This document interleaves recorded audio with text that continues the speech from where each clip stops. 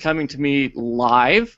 We are launching the GEEGAT, or Geek Eccentric Guide to All Things Technology, podcast, webcast, whatever we want to call the cast. And Ken is just launched a Kickstarter where you can design and model 3D mini characters for tabletop gaming to your heart's content. We're talking you can make them as specific, as direct, as anything you want. And as a result, he is talking to us today. He's going to tell us about it so that we can help drum up business and make sure that the Kickstarter is successful. How's it going, Ken? Good. How are you doing? I am really well. The weather in Massachusetts is slightly warm, overcast, and a bit muggy. How are you in Colorado? It's really nice out here. It's warm and clear. Warm and clear? You looking forward to a El Nino coming through this fall? Yes, actually, I love the cold, so I can't wait for that. All right, so tell us a little bit about the Kickstarter, the name. We'll link to it from Geek Eccentric. We'll also link to it from my personal website. But tell us a little bit about it and what prompted you to come up with it. Okay, well, it's Make My Mini is the company, and it's the 3D Design Lab software is what the Kickstarter's for. How I came up with it, about 7 years ago, I was one of the beta testers for a game called Spore. And in that game, you can create virtually anything you want as far as your little characters or creations are. It's a 3D modeling game at one point. And as a tabletop gamer, I thought it would be an immense help to us if we could do that and then 3D print, because I've always been a part of the maker movement, and 3D printing, it's been around for more than a decade, even though it's just gotten huge popularity recently. So I was aware of 3D printing back then. I thought it would be a great idea to combine those two. Unfortunately, my life took me elsewhere, and I never got around to starting it. Recently, I had some competition crop up. Other people came up with the idea. It's not exactly a unique idea. So it's just that I saw them failing to reach the goal that I wanted to hit. They were doing more of the paper doll dress up with 3D printers. And I wanted to allow that infinite freedom of flexibility that was available in that Spore game, but focused more at the amateur. If I'm not a 3D, how can I create my character exactly like I want? The only two options are, do the paper doll dress my competition has, or to create something as simple to use as that Spore game was. And granted, that technology is 7 years old now, so we can improve upon it vastly from what they used to have. So I started gathering about 7-8 months ago as far as individuals I've known, people I've worked with in my career over the years, and pulled together a team of programmers and 3D designers. And we started laying the groundwork for this program, but it's just not something we can accomplish without funding that I don't currently have. That's why we have the Kickstarter, to get that funding. Well, okay, that's really cool. It kind of sounds like you're taking almost the concept of, remember Second Life? Yes.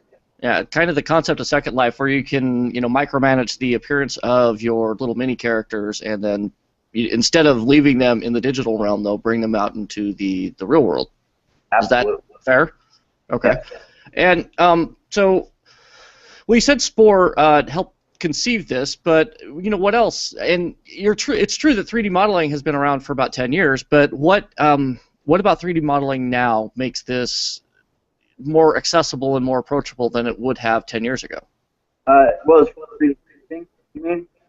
The 3D printer comes so far down in price. End of last year, a company successfully funded a Kickstarter for a $100 3D printer.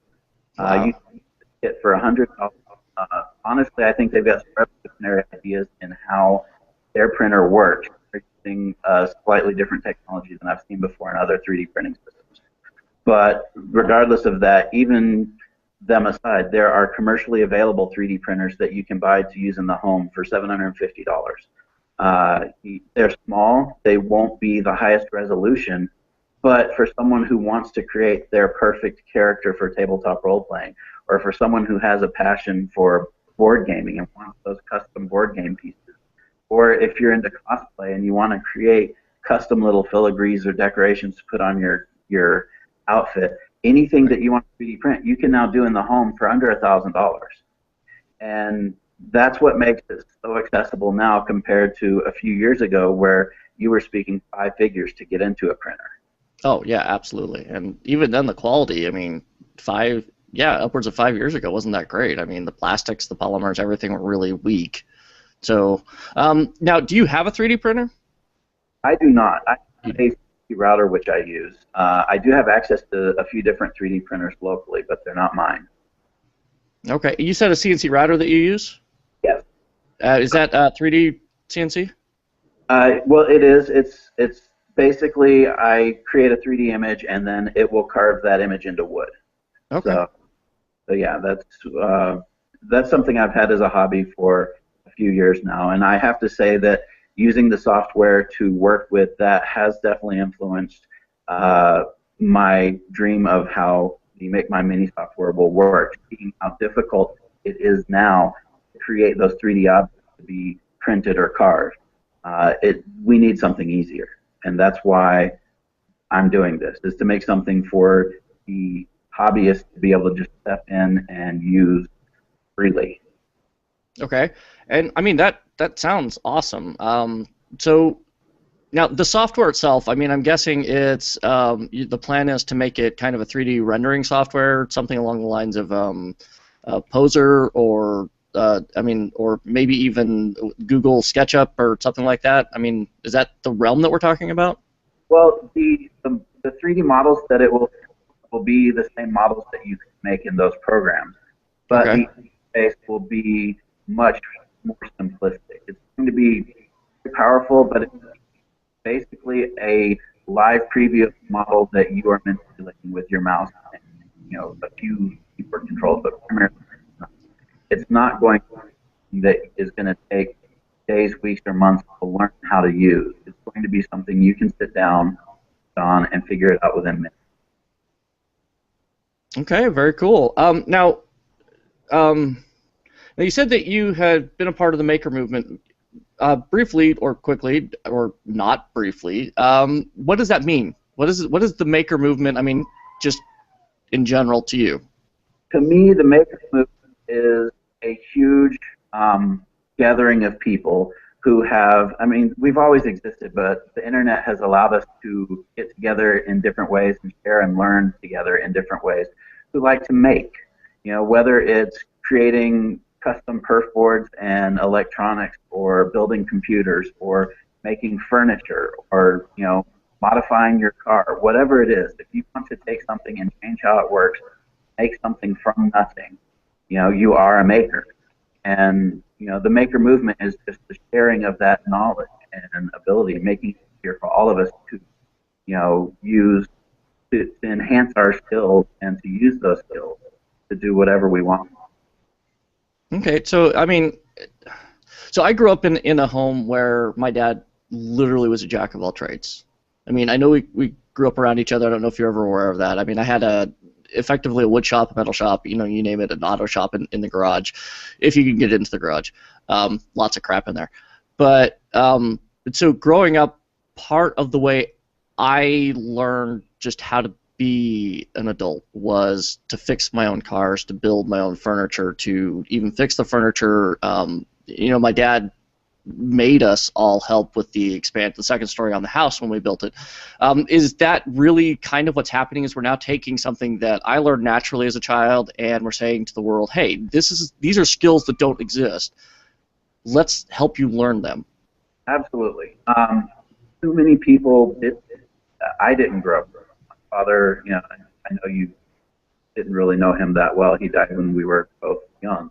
But he was a minister, and he wasn't a handyman. He didn't know his way around a shop. I learned through shop class at school, and it kind of inflamed my passion, and I've had to self-teach everything I know has been learned through the internet or through the maker movement itself by getting together with other people who are makers. But, like yourself, well, I don't know if you consider yourself one, but it sounds like you are. You've got those skills, and I've seen that you use them. So you, like it or not, are a maker. just that sharing that to others who don't have it. You know, if it weren't for that movement, I probably wouldn't have ever been able to make or do anything that I've created. That's absolutely my passion in life, is to create. Okay. Well, launching off of that for a second, okay, so you've got the Make My Mini, which is absolutely a fascinating creation, and we'll come back to it, but what types of things do you like to create? You talked about the 3D CNC wood router or printer, but what else do you enjoy making?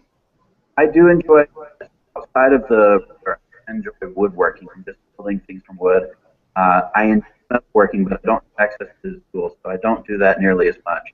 But my primary experience with making has been in the computer world, whether it's been creating software or graphics or actually building computers. I couldn't even begin to count the number of computers I've built for myself or for friends and family.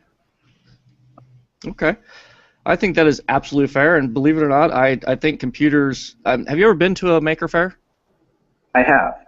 A few years ago, I was working with the Digital Revolution. I'm not sure if you're. It's Faire is the website, www.digifabber.com. I was involved with helping them get off the ground. And in fact, I almost partnered with them, but other things in my life kept me from doing that a couple of years ago. But I traveled around the country doing various.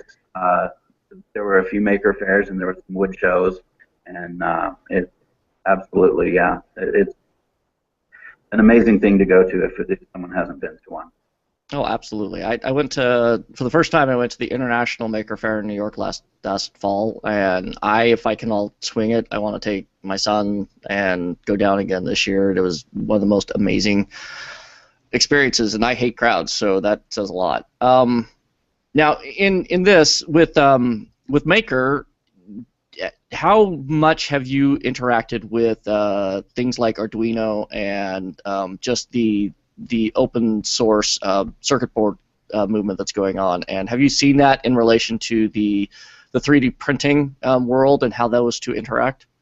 That I have with a lot myself. I have made 2 Arduino projects and I've toyed with it, but it's not.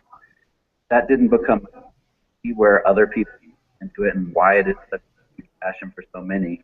It's just, I think it's because I've had so much experience with the computer building and the microelectronics that I've tried to move away from that and into the things that I didn't already know how to do. That's why I the woodworking and the 3D printing instead. But I have seen a homemade 3D printer which was Arduino driven. So it's, it wasn't the greatest I've seen, but it was something someone made and it worked. So it can absolutely be done. Okay, so now your background, you said, well, it really kind of graphic design, web design. How do these areas feed into the desire for the Make Me Mini? Well, really, the graphic design gives me some experience in knowing, how to lay it out pleasantly, and the web design will assist in creating the community, because part of the whole software experience will be kind of like the maker movement. I want to have a community of support around software, so it won't just be a piece of software you buy, an interactive community experience where you can share your creations, you can exchange what you've made with others, either buy and sell or just trade for free. The community aspect of it will be huge, and that is where my web experience will come in handy. So aside from that, it doesn't apply. I'm moving away from my expertise, and I've got a team of experts that will be handling what I can't do. Okay. So really a part of this, for you at least, is to create a community, the online community, the thing that helps support not only the idea, but the people that are using that idea. Absolutely. And while you don't necessarily need to be in charge of that, that is a part of the vision. Yes. Okay. So now, Make My Mini does go to 3D printing, and I'm going to be a little honest. I know there are a bunch of different types of 3D printers out there, meaning you have the composites, you've got the basically extruded plastic, you've got the build-up. So, I mean, they all follow the same concept, but these Make My Mini characters, are they translatable to each of the different types of build-up 3D printers that are out there? Yes. Obviously, different printers will have different specifications, and you'll get different looking minis. If you print the exact same model on 3 different printers, it may look the same or it may not. So as part of that, we understand that we will have the specifications for the most common 3D printers within the program, so you can preview what it would look like printed in ABS plastic with a with this printer, or what it'll look like printed in ceramics with the other printer. Also talking to a few companies about having direct print capability with Make My Mini, the 3D Design Lab software, so that you can, instead of exporting a model to print, you can print directly from the program. One of those is that I mentioned earlier, that you can get a printer for $100. It's PG Print. And currently they have a plug-in for Blender, which is the only way to print to it. And Okay. instead of having to work with Blender is a fantastic 3D modeling program for anyone who hasn't used it. It's freely available. It does require skills that not everyone has. And then you have to install the plugin to print to this printer. So my thinking is, if I can allow direct access to that without having to learn Blender, you won't have to export, import models, position them, scale them, and then print. You just create it and Make My Mini, hit print, and it will send the signal out. So that is one of the plans. I haven't finalized that with PG Print yet. I'm waiting to hear back from them, but I expect that they would be happy to have that capability. So we'll see if that comes to fruition. But yeah, it will be a different model if you print in different materials, or if you print at different resolutions. And Right. you will preview that within the software, and it will be able to tell you, in addition to that, size requirements. If your model's too big for a certain printer's platform, you can automatically slice it into multiple pieces to print together and then physically join together later, or you can scale it down so that it will fit within the size of the printer's platform. Okay. So the minifigs that we're talking about, I mean, we're not talking they're very big. It's like an inch or so tall, right? For tabletop role-playing miniatures, they're typically only an inch or so tall, but I have seen huge figures. If someone wants to print a colossal dragon that's a foot tall, Right. that would be in every printer there is. But beyond that, while the program is aimed at tabletop gamers and their miniatures, I've also seen so many other possibilities for it. As I've mentioned, the cosplay. Someone could theoretically 3D print an entire suit of armor, or whatever they want. If you want to be Iron Man or something along those lines, you could print the entire outfit in multiple pieces and join them together and have a suit to wear. It probably wouldn't be the most cost-efficient way to do it, but that doesn't always stop people from doing what they want to do. Well, it sounds like in your describing that, it actually simplifies, and I hate to use the word, but almost democratizes the design process in 3D printing over what I've seen in things like what you said, Blender. Blender has a massive and steep learning curve, but what it sounds is Make Me Mini is designed, or is being designed to eliminate a lot of that learning curve and allow you to jump in and to do things from very small 1-inch tall minifigs to full-on armor. Absolutely. And again, the community will play a huge aspect in that, because we will have the capability of recording and sharing tutorial videos from within the software, so that those who do know what they're doing can, at a higher level of detail, can create that tutorial for you to jump on the site and see the video. You can also trade those models that you create, whether it's a simple part such as a hand holding a sword for a mini, or whether it's an Iron Man face. And you can go online, you can sell what you've made, give it away freely, or you can, download what other people have made, whether it's free or at a, slight cost. So that way, there's interaction between people, and those cosplayers can create, and share what they've made. And yeah, you might start seeing a lot of people doing the same thing because of it, but you could also get, I could take that Iron Man face mask and add my own detailing to it with ease. So you could also make everybody unique at the same time. Well, that is that is awesome. Okay, so so explain very briefly, if you can, or in the best way that you can, what you mean by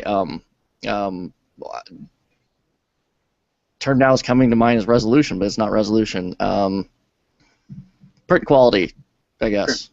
Actually, resolution is appropriate term. Depending on the printer used, there's a different two-dimensional resolution, and that's as it's printing a single layer, what the precision is of how fine, it's measured in microns usually, of how fine you can make a detail. There's also how thin a certain wall can be, because depending on the material, you can't have a wall too thin. You know, if it's like, say, a cape on your character, if it's too thin, it would break off, or it wouldn't sit right as it prints up. So you've got your wall thickness and you've got your resolution. Then you also have the Z-scale, which is the height, and that's the thickness of every layer. Depending on how the printer works, those layer thicknesses will be thicker or thinner, and the thinner they are, the finer that resolution, or the finer it will look. If it's too thick, you'll see what they call stair stepping, where the edges of a figure, as it curves in or angles in, it'll look like stairs instead of a smooth line. So those factors will come into play as to how clean a model looks. But even so, if you've got a cheaper printer, and actually cost has little to do with it anymore, but a printer with lower quality, then you can work around that by sanding down edges or filing or adding paint to the Mini, which will smooth out those rough surfaces. So ultimately, it depends on the level of detail you want exposed directly from the printer versus how much final work you want once it's done. But every printer is different in that, but realistically, in today's world, even if you're buying a commercially available printer or kit to make a printer, even the cheapest out there is going to be good enough quality that you'll recognize it as exactly what you made in the program. Okay. Now, that's I think when I look online, go to YouTube and such, one of the models that is, and tell me if you've seen this or not, but one of the common models is the Yoda, where they hit that micron level, the difference between 1 and 2 microns, and whereas you can literally see as they build up Yoda that, hey, you get that stair stepping going on as opposed to almost a smooth surface. Absolutely. And again, if you zoomed in with a microscope, you'd still see a stair stepping on the 1 micron Yoda. It's going to be there in any form of 3D printing we currently have, because we are building in layers, so those layers are there. It's just the level of detail to the naked eye. And at 2 microns, if you're looking at it closely, you'll see that stair stepping, but it's not ridiculous. It's not something that, me personally, I wouldn't be upset with it if I had that. It's a good detail. I mean, 2 microns is 2/1000ths of an inch. So, it's a pretty thin stair step there. Yeah, I wouldn't complain about having that either if my wife would let me. So I'd be all over 2 micron. Okay, so now how long is the Kickstarter going for? It's going for 1 month from the launch date, which was a couple days ago now. It's horrible of me. I actually don't know the actual date and time that it will end, but I believe it's July 23rd. I could be off. All right, so around July 23rd.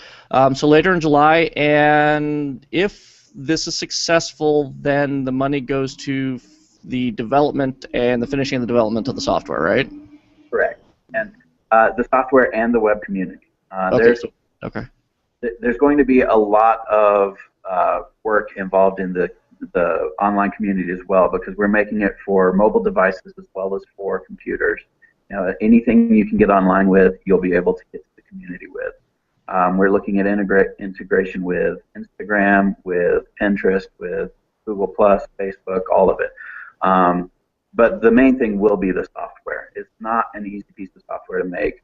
And so if we exceed the base goal, then we will be adding in additional features that we don't currently have on the list of, at launch. So So yeah, that's it. We're really hoping to exceed the goal so that we can include everything right, immediately. But if we don't, it'll still be an amazing piece of software, and over the next year or two, we'll add in those features as we can. Cool. And so once the software's done, and you've got it out there in the market and people are using it, let's say that I get the software, I buy it, and I decide, hey, I don't want to go to a makerspace. I don't want to send this off to a online 3D printing outlet. What is my entry cost to Make Me Mini at that point? Like the base, outside of the software, if I want a 3D printer, what would you estimate an entry cost for me would be? Like I said, the PG Print just released a $100 DIY kit. Mm-hmm.